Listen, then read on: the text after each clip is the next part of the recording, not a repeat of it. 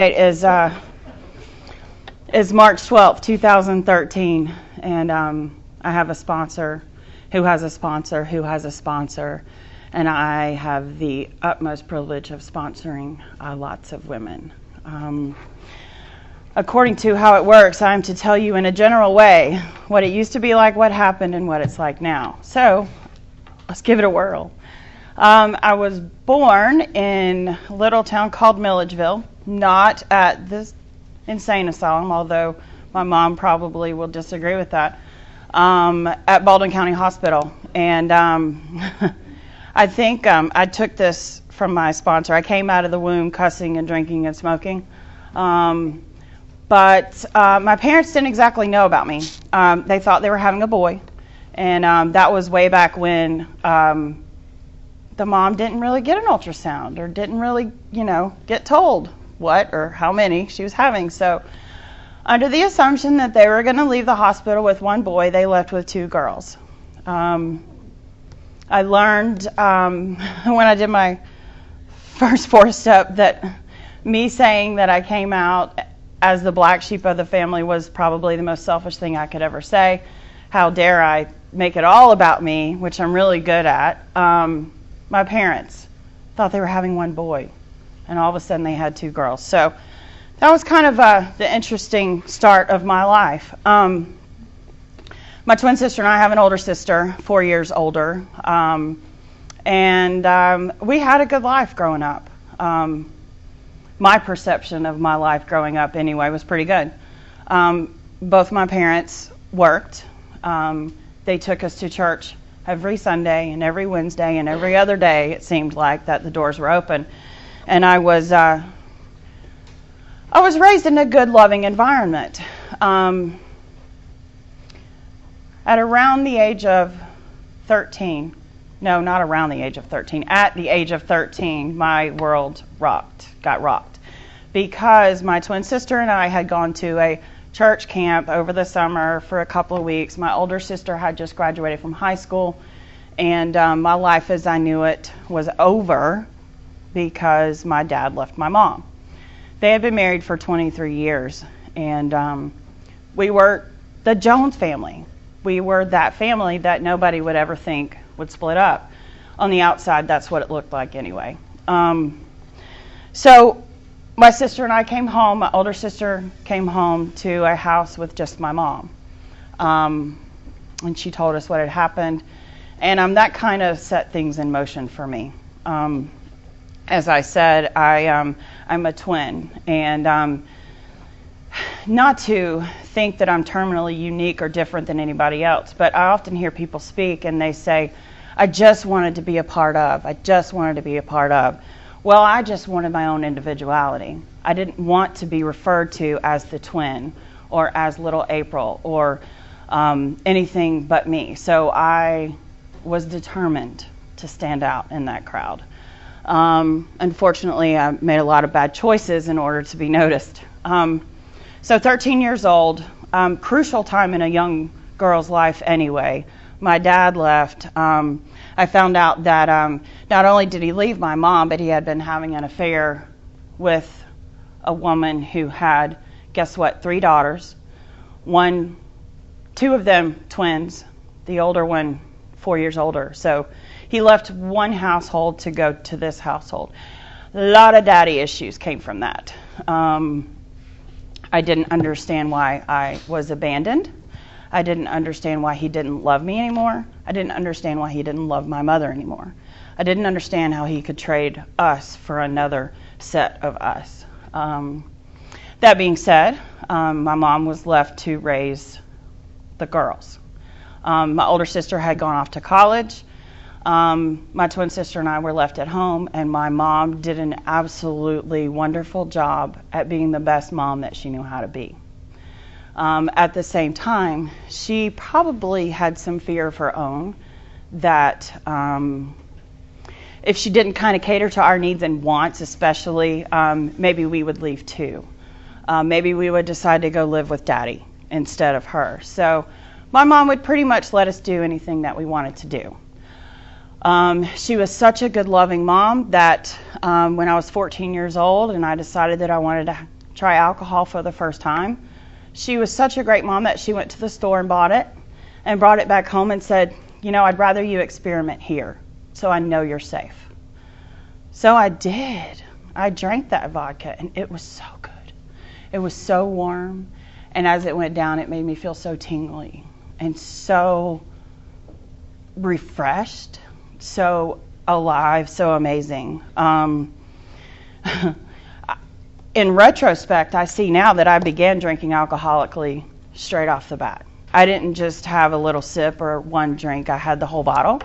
I must disclose that I sort of shared the bottle with the boyfriend at the time, but I definitely drank most of it myself. My mom, again, being the best mom that she knew how to be, when we went to take my little boyfriend home that night, I got sick all over the side of her car. It was pretty gross, so I was told.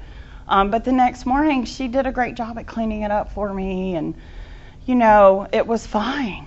It was fine. And again, everything I've learned about my drinking career has been in Alcoholics Anonymous. It has been absolutely in retrospect, because at 14, when I drank that bottle of vodka and I got sick, I didn't know that I was an alcoholic. Now I know that I was an alcoholic. So the next morning was Saturday, and I kind of laid around all day. You can imagine how terrible I felt. And it was a little while before I drank again. I was 14. I couldn't exactly buy it. But guess what, y'all? I am a trumpet player, or was. I shouldn't say am. And so at 15, I got an opportunity to go to Europe with the marching band. How cool is that, nerd? Going to Europe, right? I'm going to go to Europe. I'm going to play my trumpet, and heck yeah, we're going to have a big party. So we were told, yes, there's not really a drinking age in Europe. Yes, again, we understand that you're going to experiment with this alcohol that's over there. You're only allowed one drink at dinner, and you're not allowed to buy any when we stop at the stores. Don't tell an alcoholic they can't do something, right? So what I would do, 15 years old, what I would do is I would have my drink at dinner, and I would have your drink at dinner, and I would have your drink at dinner. And because there were people that didn't want their drink. What is that all about? I didn't understand that. So I had everybody's drinks, and I bought the candy at the store that had the liquor in it, because that wasn't buying the liquor at the store, right? That was my way of manipulating around that rule. So I came back from this 2-week trip in Europe, and my suitcase was filled with all of these empty bottles, because I was so proud at all of the different types of liquor and wine and everything that I had tried. I was proud of that. That was before there was like a weight limit on suitcases, so I was good. And I literally displayed those bottles for a long time in my house. So we're cruising along. Drugs are a big part of my story, but I'm going to respect the fact that this is Alcoholics Anonymous, and I'm going to do my best to keep my story about alcohol. But basically anything that I could put in my body to change my perception of reality is what I did. And I wanted more of it. As soon as it hit my body, I wanted more. And that's what this disease is for me. It's a disease of more. 16 years old. This time I was marching with the Atlanta Olympic Band, and I met the really cute percussionist.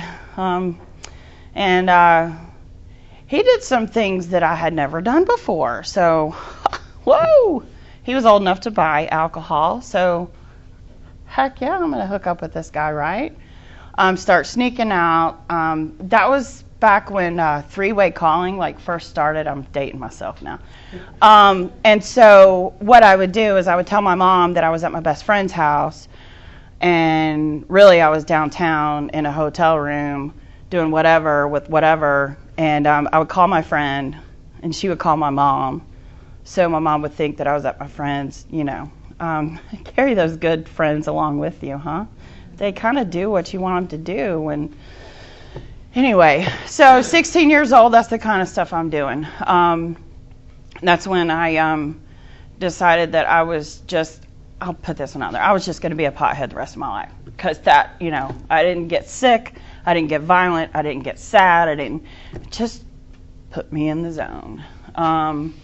Finished high school. By the time I was a senior in high school, we could leave at lunch and go off campus for lunch. So the only class I had after that was band. That was fun.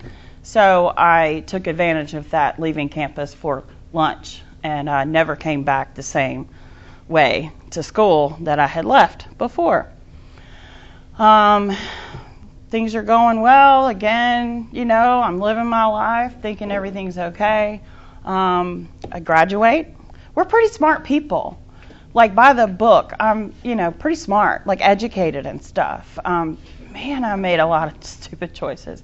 I remember I had some scholarships to go away to school, but see, if I went away to school, then I would have to leave all my friends that did the things that I did. And I don't know if I would make the friends there that I needed to make to take care of my substance needs and issues. So I did what a lot of people did at that time, and I went to Kennesaw. Go Owls. And it was nothing but partying. I wouldn't remember where I parked my car. I wouldn't, if I made it to class, I think I went to class. Let's just put it like that. I didn't do very well at all. So, except I excelled at the partying scene, And then I thought, this is what everybody does their first year in college. Everybody parties. I'm not hurting anybody. I'm not doing anything wrong. But I kind of started to have a feeling that maybe I should go somewhere else. Maybe I should pursue that music career that I thought that I wanted, because I need to play for the Atlanta Symphony. So I now know that I took my first geographic. Went down to Columbus, Georgia. Took a boyfriend with me who was a dealer. Why not take him with you? Guaranteed. I would have what I needed. Got down there and met all kind of other interesting people that had all kind of different pharmaceuticals and all kind of different things, and life was beautiful. So I think I spent maybe 2 quarters, they were quarters then, 2 quarters at school, and this guy, he was a freak. He would get mad and angry and accuse me of doing things. How dare him? And so that didn't really work out at all. He called my dad, who I hadn't, by the way, who I was so pissed off at because he abandoned me. I hadn't spoken to him in a few years.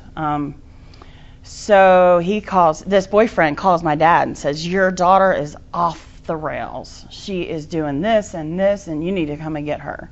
I'm like, of all the people in the world, you called my dad?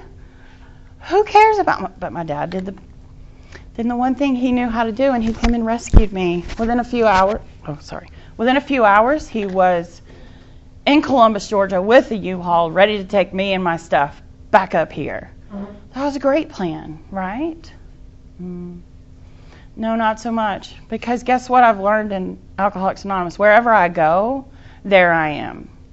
So the people may change, the city may change, the apartment, the house, the school even may change, but I'm still there. I'm still the same. I'm still doing all kinds of things, mind-altering substances, of course drinking when I could, but still not being of age yet. It was easier for me to do all the other things. So I moved back up to Ackworth, and I was a server, and I had been waiting tables at the Longhorn down in Columbus, and so it was easy for me to just transfer up here to the one at Town Center. I don't know if any of you in here have ever worked in a restaurant, but that is an excellent place to buy things and find things and be with other people like you or that were like me. So it wasn't long at all before I found the right friends, hung out with them. But see, this guy came in, and he was pretty cute, and he would leave me really, really good tips. And so I'm like, oh, there's a keeper. So all of a sudden we're dating, and all of a sudden I'm pregnant. I was 19 years old, and I was pregnant. And I thought, maybe this will fix me. I won't do anything to harm this baby. So for at least 9 months or so, this is my chance. This is how I'm going to stop doing all this crazy stuff.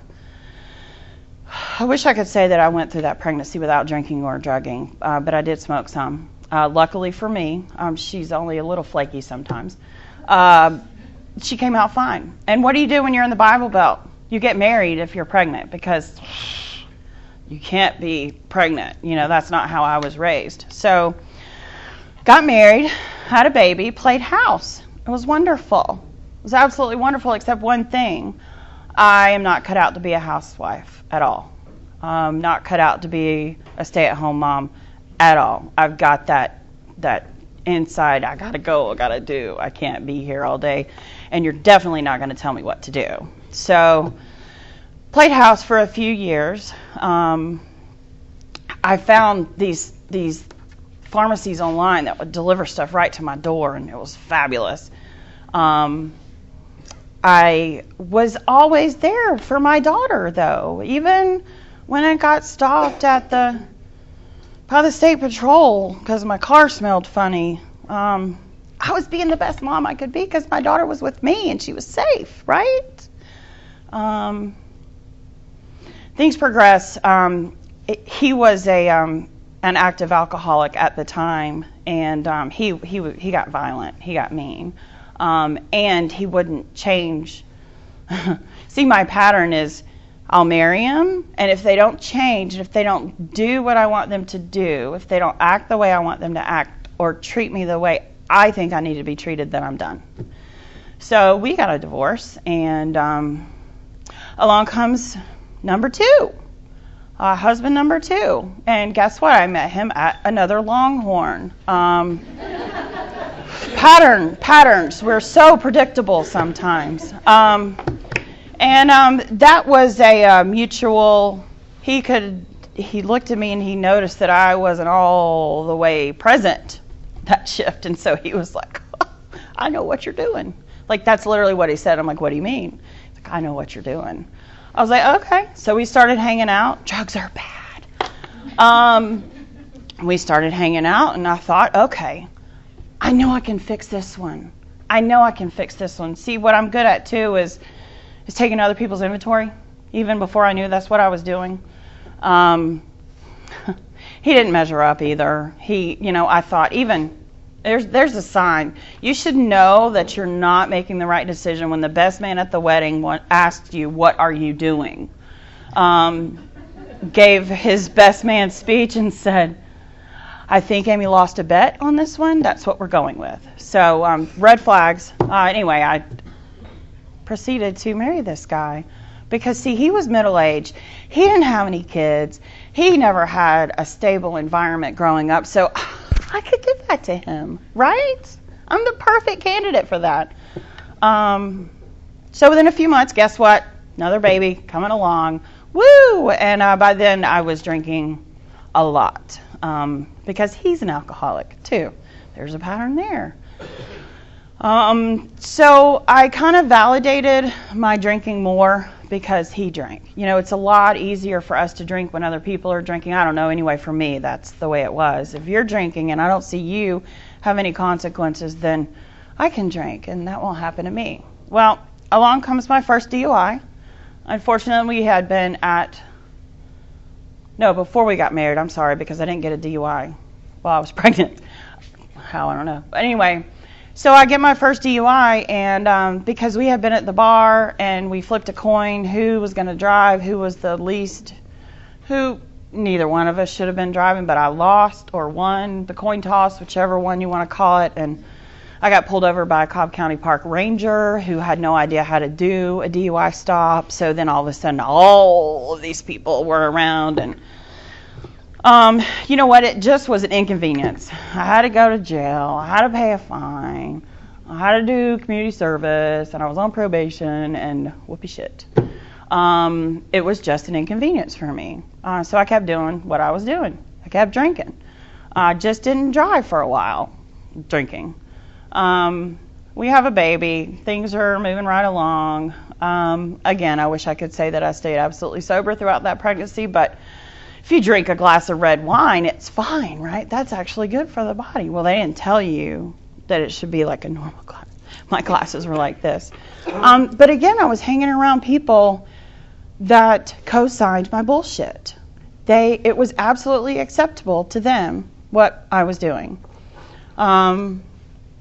Well, a few years go by and I can't fix him either. He's not changing at all. He is like quitting his job and doing weird, stupid stuff that I don't even know why he would do that. So he had to go. That's when things, I think, really escalated quickly with my drinking, because no longer did I have somebody monitoring what I was doing, because he was doing the same thing. He would, you're drinking too much or whatever, so he wouldn't have to look at himself. And I drank more. That's when I started like blacking out my windows and getting kind of paranoid, and it was getting bad. I went to my daughter's daycare after I had been drinking one afternoon, because that was my pattern again. I would just drink in the afternoon, work for a few hours, drink, and then go pick up my child and be a mommy. I don't remember, because somebody had given me something too, and I took it, and I drove to get my daughter from daycare, and I don't remember my older sister being there. See, I thought baby daddy number 2 was just a jerk, and I thought he just told on me and called my sister to just rat me out. How terrible is that? So my older sister had shown up at the daycare because she knew that I was in no position to pick my daughter up. I don't remember. Apparently she was there.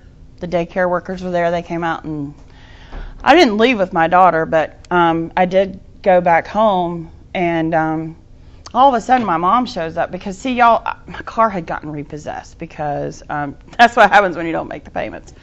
And so I was driving my mom's car, my mom being the best mom that she could be. She needs to have transportation for her and the kids, so here, use my car. My mom all of a sudden showed up, took her car from me. How dare her? And within a couple of days, I was served with some papers. Baby daddy number 1 and baby daddy number 2 had gotten together and decided that I didn't need my children. How dare them? Defects got involved. And I played their game for a while. I did. And it was, my case was almost closed. Was like a month away from being closed. And I got a DUI, another DUI. This one was in my garage. Did you hear that? I got a DUI in my garage. See, what happened was, I had been drinking all day. And it was my youngest daughter's pre-K graduation that night, and I was really angry because baby daddy number 2 was picking her up and getting her a new dress and getting her hair done, and how dare him do that? That's my little girl. This is her pre-K graduation. She needs to be with me. So I drank. I got drunk because it pissed me off. So I'm driving home, and I knew that I was gonna ride with my mom to the graduation, and everything was fine. I get to my house in the garage, close the garage door. I thought it was a good time to clean up my car. So I was cleaning all the trash out of my car. Open the garage door, and there's cops. I'm like, oh, hi, how are you doing? My mom had gotten there by that time. She looked at me, she said, oh my God, she's trashed. That's all I really remember about that. But what I was told after the fact was that my other daughter was upstairs, and she heard the garage door open. She heard it close, but Mommy never came up, so she thought that someone was going to get her, was going to break into the house or whatever. So she called 911. That's why the cops were there. They said, I technically can't arrest you because we didn't see you driving, but that little black car you got there, that explains the call we had earlier about someone driving erratically. Oh, I don't know what you're talking about. I was fine. So anyway, long story short, I ended up at Paulding County Hospital with banana bags going in because I was very, very, very drunk. I missed my daughter's pre-K graduation, but my older daughter was kind enough to record it for me so she could make me feel like real shit later. I didn't understand why I had to go to jail after they sobered me up in the hospital, and I didn't really understand that at all. I was very angry about that. I probably should add that I had already started seeing someone, even though the divorce wasn't final yet. You know, in my head we were separated. Anyway, so I get another DUI. DFAC says, well, case closed because, yeah, you're done. Emergency hearing in front of the judge, and rightfully so, the judge took my children from me. I was allowed to see them, supervised, every other weekend, but there were like 2 or 3 people that I was allowed to see them with. You know, it wasn't enough. I just didn't drink on the weekends I had my kids. That was it.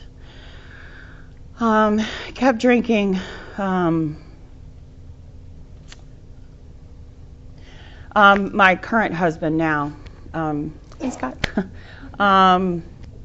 he stuck by me the whole time. See, he's an alcoholic too. Luckily, we got sober together. But every other weekend, we would hide out, we would drink, or we would do our thing, and then every other weekend, you know, I'd have my kids and whatever. This went on for a while, and somehow I manipulated the judge back into letting me have custody back, and so the day that I got custody of actually just one of my children back, my divorce was final around lunchtime that day, and Scott and I were at Cobb County Courthouse at 6 o'clock that night getting married. So, so there's all the last names for you. We kept drinking together.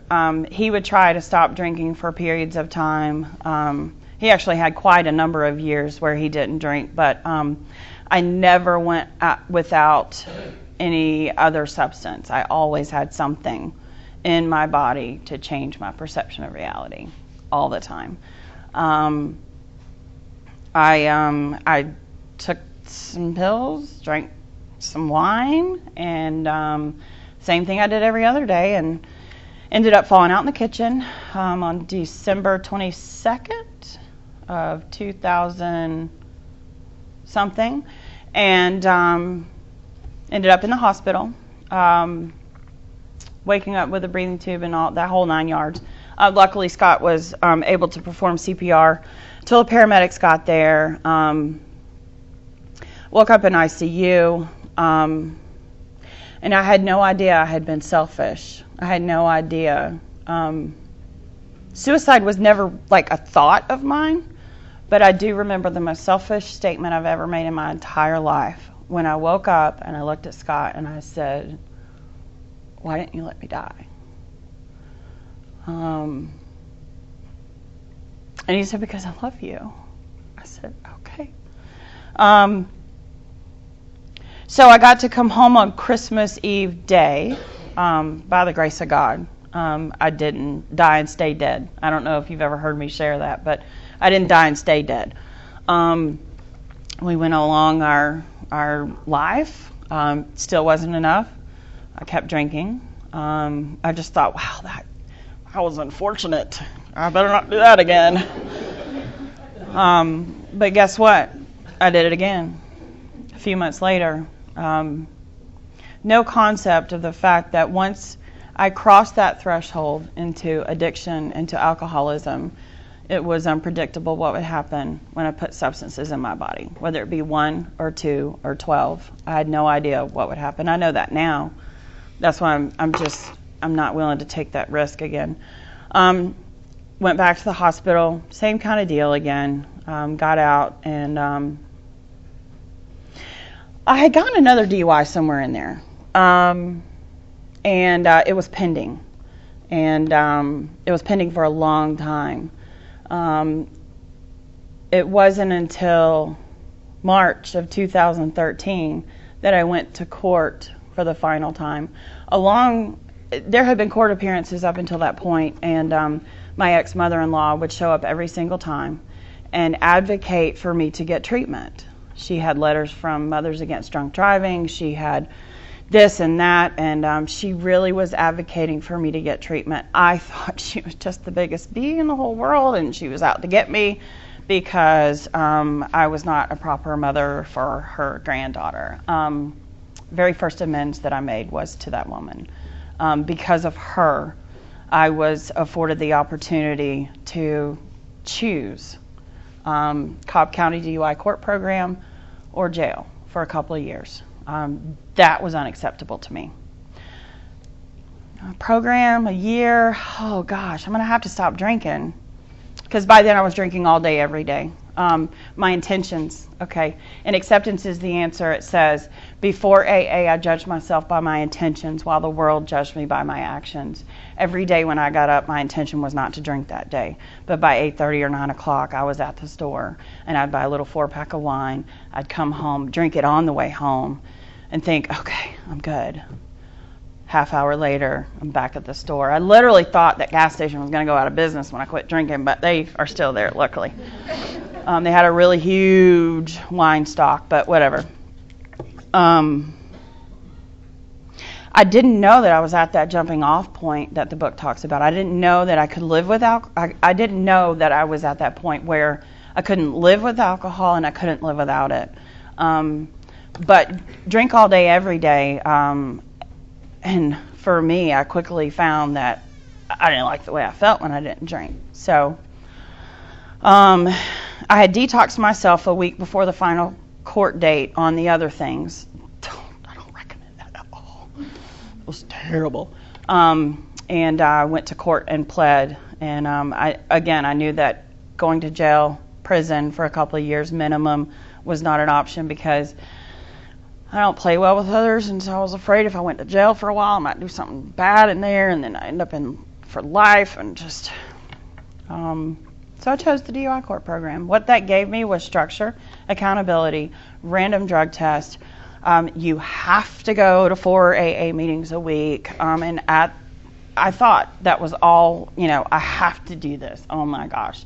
Woe is me. Woe is me. I can't believe I have to do this. I don't belong here with all you people.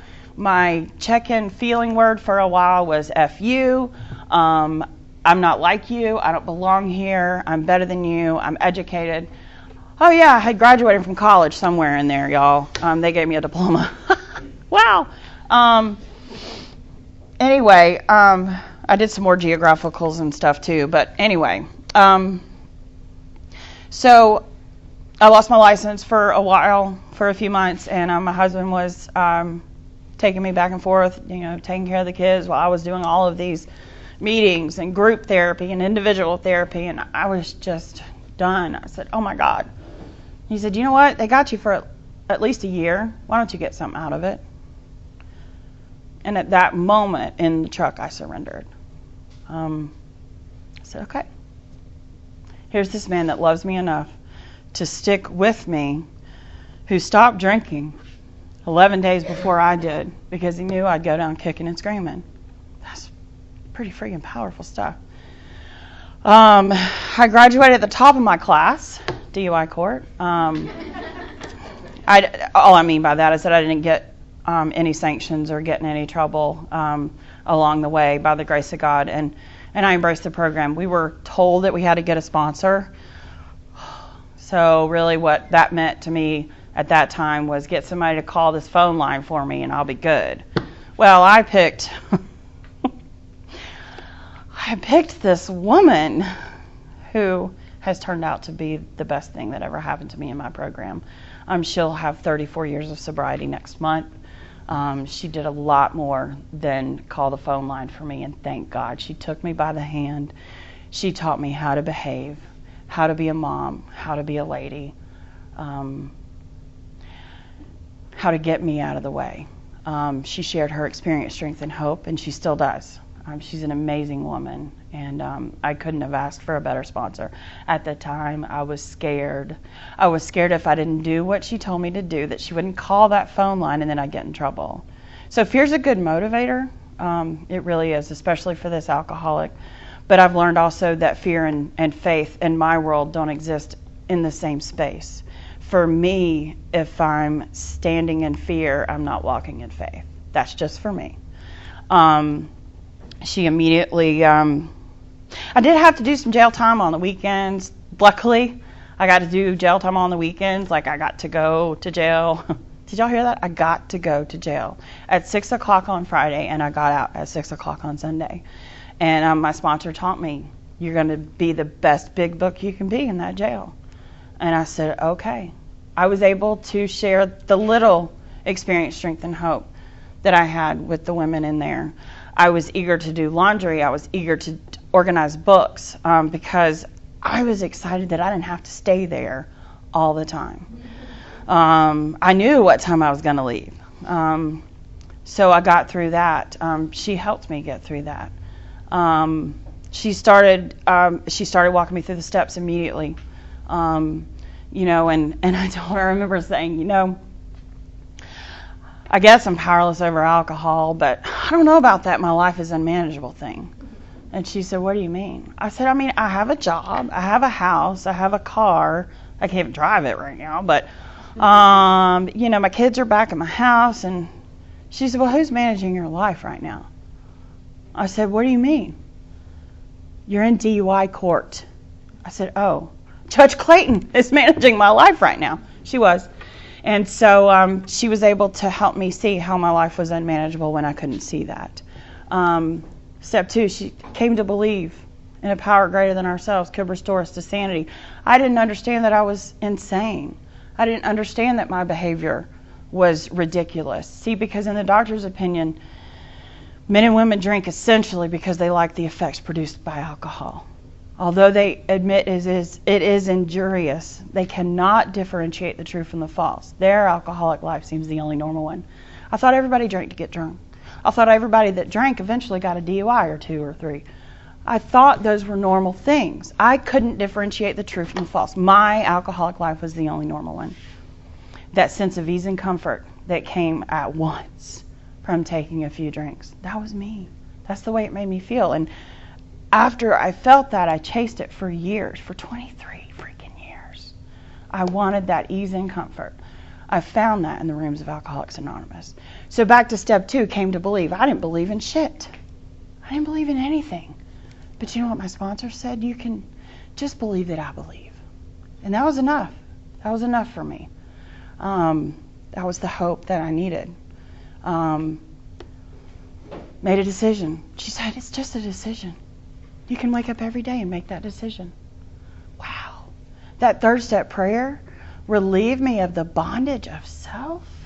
I had no idea that that's what I was doing. I had no idea that I was a prisoner in my own skin.